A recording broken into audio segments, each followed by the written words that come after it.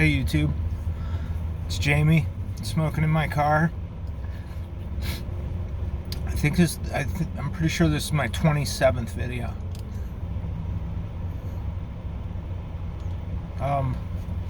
Smoking my Mastro de Paja, bent Rhodesian, one of my favorite pipes. It's light, it's much lighter than it looks for this big honkin' thick-walled Rhodesian, which tells me that they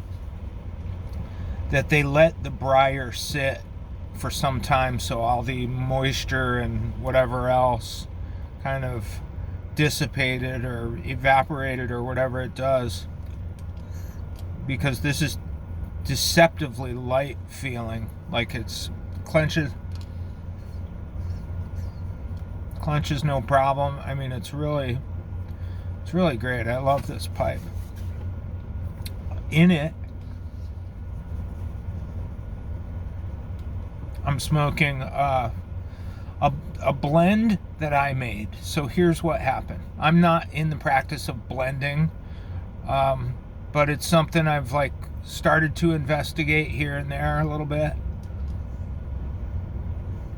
And I've done some experimentation like this time, and this isn't bad. But here's what happened. Yesterday I had a bowl of, I rubbed out 3 or 4 medallions of luxury bullseye flake. And I had some left over after I packed a bowl of it. I had about maybe half a medallion's worth of rubbed out flake. So this morning, as I was getting my stuff together for work, I saw what I had left, knew it wouldn't fill a bowl, so I got my, I use an old tin as a travel tin, I use an old tin, an empty tin that I put my day's worth of whatever blend I'm bringing.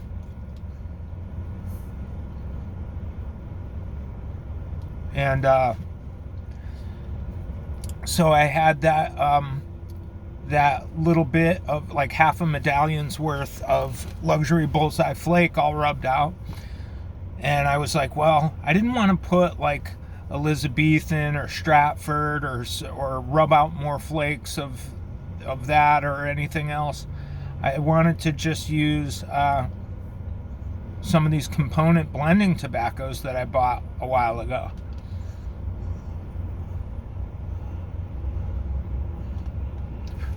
And so I put in just a small pinch of Latakia, and then I put in a rather large pinch of burley. I've developed a little bit of a taste for burley the last few days, and it's J4 burley.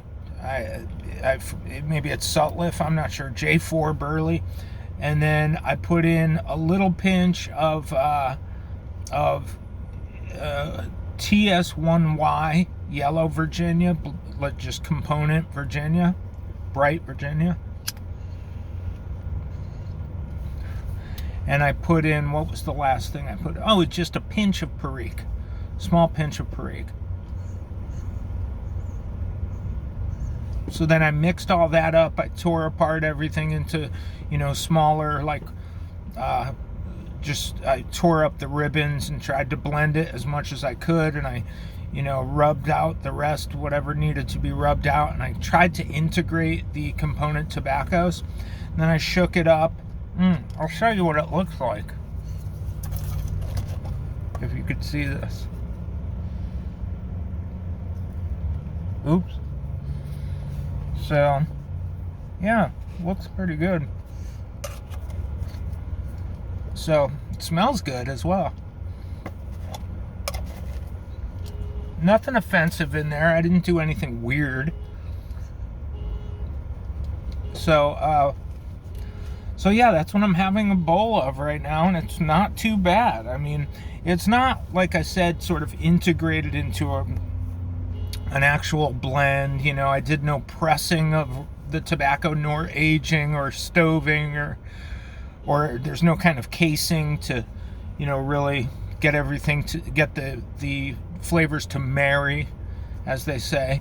But I don't know, it's kind of fun. I dabble in blending, and it's usually when I have some sort of like reason to, like this morning. I just had some of the flake rubbed out. One of my coworkers was lurking back there. Speaking of coworkers, I was saying yesterday that I was going to the tobacconist and bringing a couple coworkers who had asked me about pipe smoking. It was a successful trip.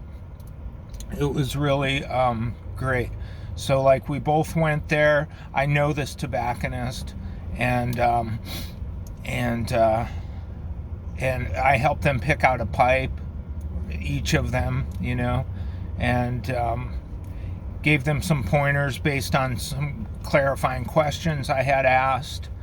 And I recommend, now I'm not sure what anybody else would recommend. I know that a lot of people start with like a codger blend, like a Carter Hall or a half and half and stuff like that. What I recommended to them, and tell me whether you agree or disagree. They each got one got a briar pipe, one got a clay pipe. I don't know anything about clay pipes. I did not recommend that clay pipe. He just wanted one, but the other one got a nice low vat briar, like a sort of Canadian looking with the flat saddle bit, which I guess is what you call a low vat.